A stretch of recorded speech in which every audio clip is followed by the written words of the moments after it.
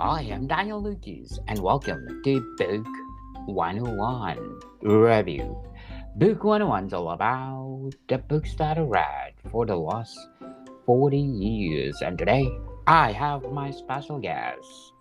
He's the author of several books, no other than Mr. Steve Stred. Hey, thanks for having me, Daniel. Yeah, my name's Steve Stred. I'm a two-time Splatterpunk nominated author who is originally from BC, but now live in Edmonton. And I have over a dozen releases out, and I also have a co-written novel out with Scottish author David Sodergan. Welcome to Book 101, Mr. Steve. And thank you that you say yes to my invitation. Oh, for sure. Can you consider yourself as a prolific writer?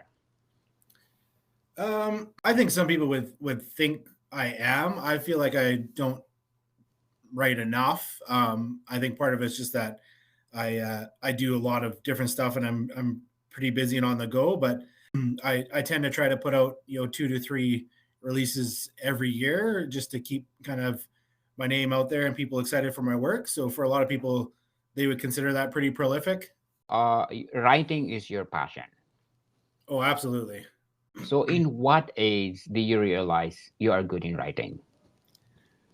Uh, I don't know. I don't know if I've ever thought I'm good at writing, but I started doing stuff, when I was a little kid, and I grew up in a really small town, so I used to create my own sports leagues, and I would write my own stories about these fictional players that played in the NHL or Major League Baseball, and then as I got older and got into high school, I started writing more poetry and short stories, and then I had a period of time where I wasn't writing anything, where I was pursuing sports for many years, and it wasn't until my body started to break down and sports kind of went by the wayside that I really kind of refocused and went back into writing, which would have been kind of more about 2016, I think, was when I really kind of dove back into it.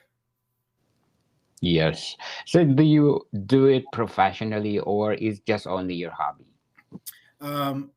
Well, double-edged question. I work full time in a profession, but then I also devote a lot of time to writing. So it would be considered, I guess, a hobby, but it's definitely takes up more time than a hobby usually does. So, you live in British Columbia before.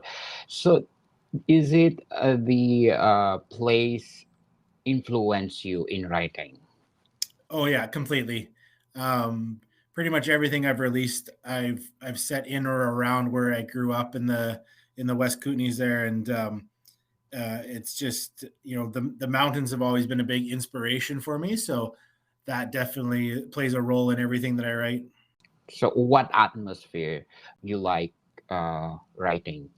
Well, most of my stuff kind of falls in the horror slash folklore type genre, where it's set in the woods and there's usually some sort of crazy creature, and our main character has to survive against all odds. Okay, so let's talk about your latest book. So my latest one that came out about 6 weeks ago is called Churn the Soil, and it's one that I set actually. It's based off of where I grew up, but I set it in a fictitious town up on the Alaskan Yukon border, and it involves uh, a police officer who gets called out to a scene at a rural spot to find out how a girl was killed, and from there they discover that there's some powerful creatures that live further north in the woods, and things kind of unravel from there. Wow, sounds interesting. So, how did you craft the charms, the soul? Like most of my stuff, you get a kernel of an idea and you just start to extrapolate on it. This one was actually from inspired by a drabble that I did earlier on. So a drabble, for those who don't know, is a story told in 100 words. And so I done one called The Clearing a few years ago, and it just kind of inspired more for me to expand upon and just kind of dive more into what I created. Yes. So how many chapters uh, this book, Mr. Steve? I think about 52 or so. It's about 250 pages, and I tend to enjoy writing shorter, snappier chapters and kind of pushing the story along, and so that kind of follows that plan again. So in which chapter you have difficulty of writing with? A story typically tells you how it wants to be written, and for me, I'm not so much of a plotter. I kind of formulate things more in my head and then kind of follow where I'm going internally with what I'm putting on the page. So for me, usually the parts that I get stuck on are when I don't want to make things very, very obvious. In Churn the Soil, I revealed something further in because I wanted it to be revealed earlier, so that it could set up kind of this final, you know, uh, climactic scene between the heavy players in it. So I did that more purposely this time because I thought, having this so-called twist earlier on starts to answer some questions that readers are going to wonder if they'll be answered. So which chapter did you enjoy the most? All of them. The opening prologue, I think a lot of people have really enjoyed that, just kind of setting the stage for how cold it is and these creatures and why you shouldn't go into this spot in the woods. And I think that really kind of set the stage for what's to come. So every book that you are writing, is there's epilogue and prologue? No, not typically. Usually for me, it's something where the story again will kind of dictate, if it should have it or not. Sometimes I find, because like I read a lot too. Sometimes I find that a prologue is good to introduce stuff, but sometimes an epilogue can feel almost unnecessary and take some away from what I've enjoyed in the story. So for me, I always kind of, when I get to that point at the end, I need to really think about whether I want more to be told, or if not, then sometimes that last chapter becomes the epilogue. Okay. So let's talk about the main character of the book. Can you tell us about it? Yeah, so his name is Brown. He's a detective who, or a police officer who has a partner, and they're in this really small town, and he has a lot of back history with this place, and it's kind of that idea of, if you've grown up somewhere small, you never really want to think of yourself ending back up in that place if you've moved away. But in this case, he wanted to come back, and from there, that's kind of used against him in several ways. Yes, very well said, Mr. Steve. But before we go on, I want to shout out to the people listening in Italy. Grazie mille, Italy, for listening for this podcast. Of course, these places in Italy listening. In Piedmont, I have 46%, Lithium at 30%, Lombardy at 8%, Tuscany, Emilia Romagna, Aquila, Trentino Alto Adige, Veneto, Campania, uh, Sicily, Calabria, and Friuli Venezia Giulia. Thank you so much for supporting this podcast, because this podcast is created to empower writers all over the world like Mr. Steve Stred. What is the best highlight of Charms the Soil? Oh, geez. Well, I think it's actually a character I have in there. His name's Bruiser. He's a canine police officer who gets introduced early on and plays a fairly pivotal role throughout the story. But that seems to be a character that everybody who's been reading it is really connected with, and really loved just seeing how this this big, massive police dog is kind of not scared of anything, and willing to do whatever it takes to make sure the humans can survive. Yes. And let's go to the reviews of your book. And according to Crusader, awesome folklore horror.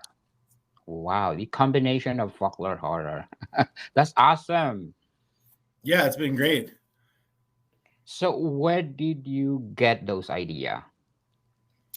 This one, like I said, came more from Drabla had wrote. So the clearing initially, it just kind of talked about how this mother and her kid were in the forest, and in order to be safe, they had to get across this cleared area of forest. And so then they make a break for it, and these creatures come after them. So I just used that and expanded upon it and made it so that there was this area that the people living in the forest had to keep clear as part of their pact with the creatures who live further north of it, and one day that pact gets broken. Yes, and according to KAY, fast paced and original horror. Oh, that'd be awesome. So, what did you put in make the story fast paced? The setting played a big role. For anybody who's spent any time outdoors, but also outdoors in the cold, you always want to kind of keep moving, and so I kind of really focused on that. That the environment was just as dangerous and could have a negative effect on our characters just as much as the things in the trees could. Yes. And according to Share the Horror, cinematic, bloody, worth your time. I love this. Yeah. I think it's the best for me. So, what make the story bloody? Well, I mean, there's a an element of creatures attacking people in it, and I mean they're not they're not very kind creatures, so they like to kind of rip and tear people apart, and um, there's uh, kind of a push and pull that happens between those who live in the trees and those who live across the clearing, and when when this pact gets broken, I thought of it more kind of in that old kind of almost Roman aspect of invading a town and leaving it burning to the ground. So we get a lot of brutality that happens in it. If you revise Charms of the Soil, which part of the book you want to revise? That I would want to revise. Yes. So, are you satisfied with the book itself or the story itself? Oh yeah, I love kind of the progression that it went. If I was going to change anything, maybe I'd push the reveal maybe a little bit later just to kind of increase the suspense. But for me, when I was writing it, I thought the placement of when it happens was ideal, so that it kind of opened that door to answer those questions for readers. Oh, yes. Sounds interesting. Charms the Soil. It's a good for a series or a motion picture. Yeah, I mean, I would love it. I think it's got those elements of police procedural and creatures kind of out there, and it would be something that would be neat to see adapted. But it's one of those ones where you never write anything hoping for it to become a movie, but if it did, that would be great. Um, I think the plotting and pacing of it would work really well for a 90-minute horror movie. Are you independent publishing or traditional publishing? I'm independent and small press, so I release the majority of my own novels and novellas, and then I do have some stuff out with some small press and have some stuff coming with small press in the future here. But no, unfortunately, I've never been traditionally published yet, although that would be a very cool development somewhere down the road. What are the pros and cons of independent publishing? Well, I mean, the pros obviously are you're essentially your own boss, and then the cons are you're essentially your own boss. So I'm in charge of doing everything of you know getting a cover design and getting it formatted and getting it edited and the release date and all of the promotion and getting review copies out. So there's always a lot on my plate beyond just writing it. Versus if you talk to a lot of the traditionally published guys, they focus on the writing and then they do the promo that's needed, and they don't have to worry about the editing, formatting, or marketing aspects too much of it. So definitely indie publishing is far more time consuming than traditional publishing, but it's also very, very fulfilling. And You get to interact with people, a lot more intimately than a lot of the others who, even aren't on social media. Is it worth it to be independent publishing? Well, I mean, that's a pretty expansive question. I think so because I specifically am writing and releasing stuff that I know as a reader I would want to read, and I don't go into it wanting to release anything to make $1 million or have it released as a movie. Like my whole goal has always been to write and release the best thing that I can do, and if other people enjoy it, fantastic. I always pre-order my own book because then I know I have one sale at least, and that's for me, that's huge. And at the end of the day, I have a young son, so doing all this, I hope, just shows him that you can work towards something and achieve it, and have a fun time doing it as well. Very well said, Mr. Steve. So, before we go on, I'm inviting you to listen to my other podcast, Food 101, on our third season with Chef Alessandro, one of the executive chef in one of the five-star hotel in downtown Toronto. And please listen to my episode with Miss Ali Wing, the CEO of Ubli. It's nice topic that you need to know, and we need to spread the good breakthrough. So please do listen. Food 101. So, Mr. Steve, chance the soil. What else you can say about it? Um, I think it's just, for me, it's one of those ones that it was such a joy to write, and so far I've been seeing people have been really enjoying to read it, and as always, you just kind of keep working and trying to do better than the last time. And um, there's so much amazing work out there, and so much gets put out that anybody that's taking the time to read any of my stuff, that's just fantastic and greatly appreciated. And so with Churn the Soil, I think through just a phenomenal cover art that Greg Chapman made, and just kind of some early buzz, people have been really, really enjoying it, and I'm super thankful for that. Between this and my last novel, Mastodon, that people have been loving, it's been well beyond anything I ever expected, and it's just phenomenal to see. Yes. Churn the Soil, is there's a prequel or sequel of the book? Neither at this point.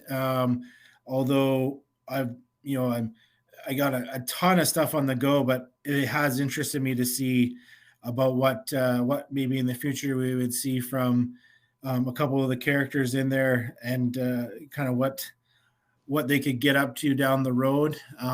Obviously, they'd have to heal up from their adventure they went through, but it might be interesting to visit them or revisit them again down the road.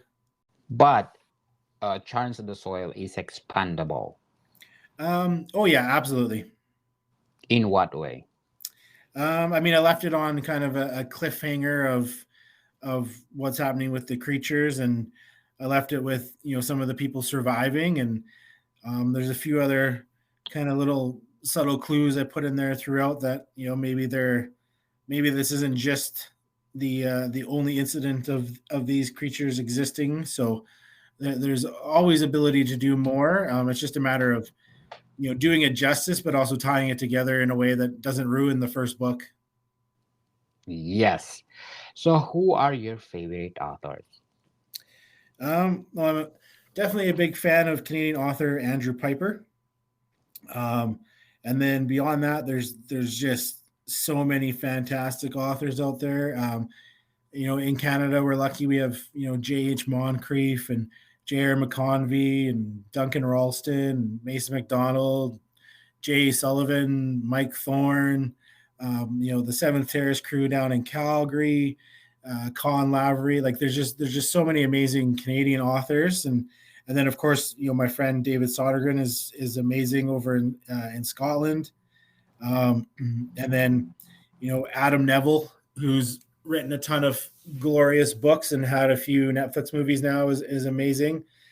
Yeah, I mean, you could just go on and on. There's V Castro and Sonora Taylor and Laura Hightower, and you know that could be a whole episode of just me naming people I like to read. So if you describe their writing in one word, what are they? What is it? Oh, geez, that's tough. Phenomenal. So this phenomenal style of writing, are you doing it on your novel? I would like to think so. Yeah.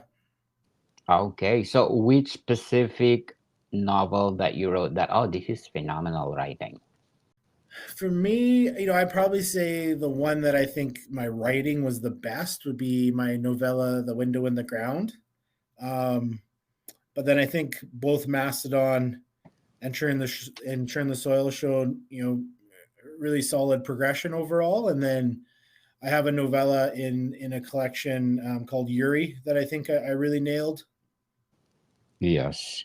So what is your debut novel? Well, my debut novel was called Invisible. Um, it received pretty good reviews, but it's just horribly, horribly written. So I've actually unpublished that, and at some point here, I'm working on rewriting it and getting it back out.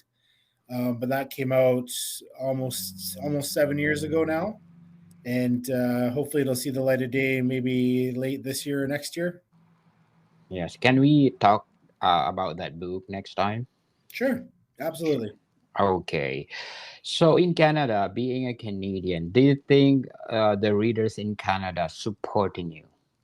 Oh, absolutely. Yeah, both locally and across the country. I think that's one of the powers of social media for independent publishing is you can connect with so many people in places you typically never would. Um, you know, when I grew up, we didn't have cell phones or internet until I was in my 20s. So it's been neat to see this kind of expansion that's happened over the years here. Okay. So most of the Canadian, what type of style of writing did they like the best? Well, that's a pretty big question again. For me, I typically fall into reading the horror thriller world, but across Canada, you can just see we have a ton of love for nonfiction books about kind of growing up in different areas, and then we got some very very popular romance thriller writers across the country as well, and then we have a really big speculative fiction um, uh, legion of fans. I mean, you got Michael Kelly out in Ontario with Undertow, who's just doing amazing work as well and getting people excited about all that. So, there's something for everybody, which is huge. Yes, as I said, a prolific writer. So in the future, what genre you want to write aside from horror or Uh, genre that you wrote already? I mean, at the time of this, I'm working on a nonfiction piece, which is something that I haven't really released anything through yet. I've released science fiction stuff and some fantasy type stuff, but for me, I can't really see myself ever releasing, anything romance or just um, uh, non-thriller. For me, it's just the way I write and the way my brain works. I always need some of that excitement. Yes. So if you describe your writing in three adjectives, what are they? I usually describe my writing as dark and bleak, and then I guess the other adjective would be, um, geez, I don't know, riveting. Wow, that's be awesome. So if you rate how dark your writing is, 1 to 10, where is it? Geez, I'm probably like a 7 or 8. I don't typically go super super extreme with gore or violence or subject matter, but then there's swearing, there's deaths, there's bloodshed, there's carnage. So I do go more than some, but not as much as others. Okay, sounds interesting, Mr. Steve. What is your inspiration in writing? Okay. Usually, my inspiration in writing is typically going to be, um, you know, forest survival seems to be my go-to. Just people out of their elements and in an element that is tough to survive in, and then adding something in there that makes it harder for them to survive in that tougher environment. I think there's always a lot you can do with it, and it also allows you the ability to leave a lot for the reader to imagine on their own as well. Well, very well said, Mr. Steve. So please do invite our listeners to buy all your books. Yes, that would be fantastic. Um, the easiest way to find my work is heading to the universal link. So it's author author.to/Steve Stred, and that'll pull up all my work, and you'll be able to find something that you love. Yes. So right now, how many books that you already wrote? Uh, I think I have 15 or 16 releases out now. Um, it'd be right around there. I think I have about 7 novels and about 7 or 8 novellas, and then I have some collections out. So, if you want short story stuff, I got short story collections. If you want novellas, I got that, and if you want novels, I got that as well.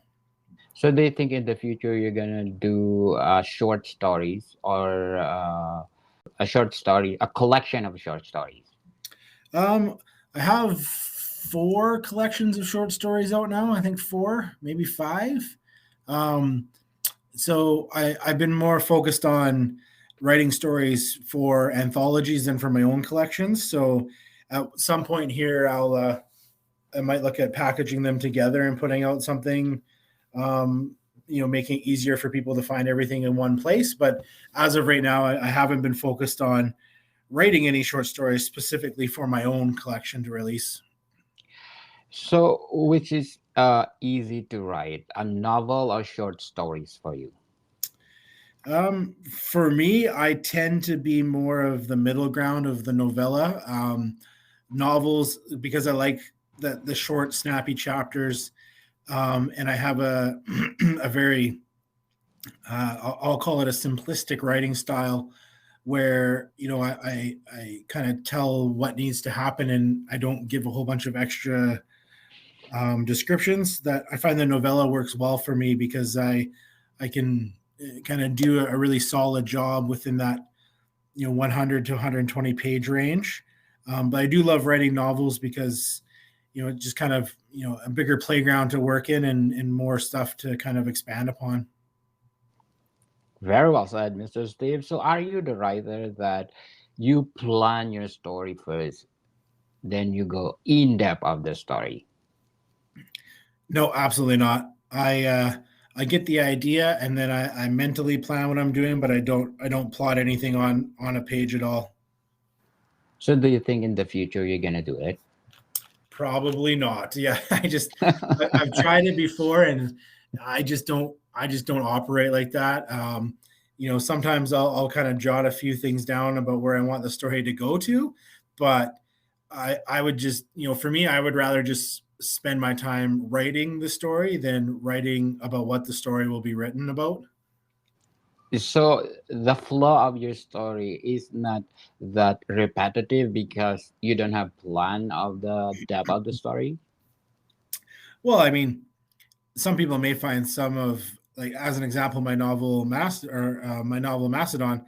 The whole thing takes place kind of in the deep dark woods. So in terms of repetition, I mean, a lot happens in the woods, and very similar things occur as our character goes along. But in terms of the story, each of the stories is going to be its own unique thing.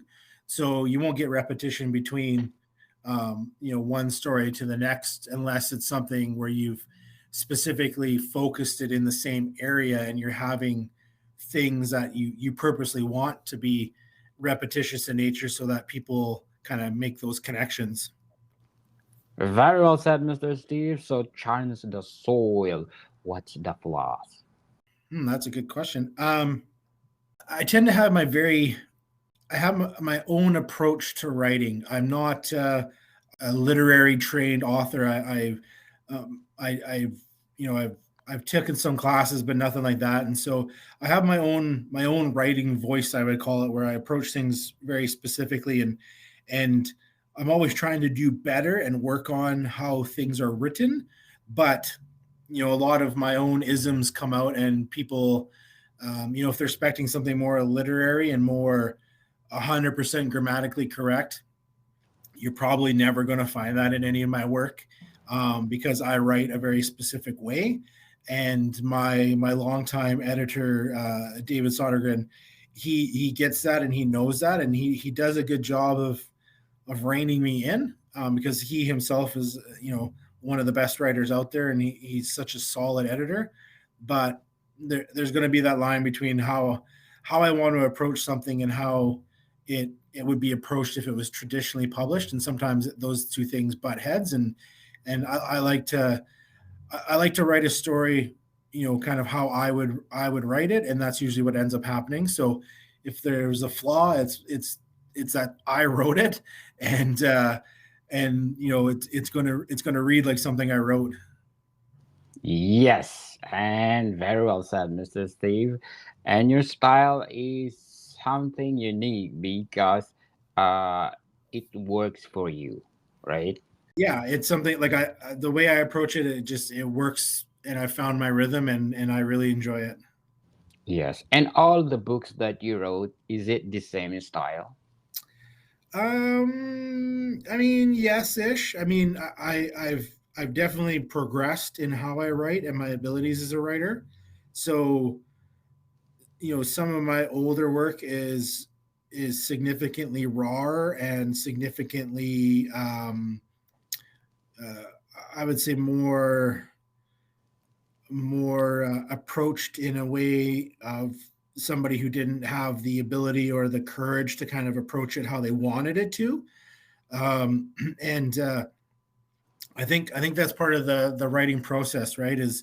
Is constantly striving to get better, and constantly working on how you develop and how you put words onto that page.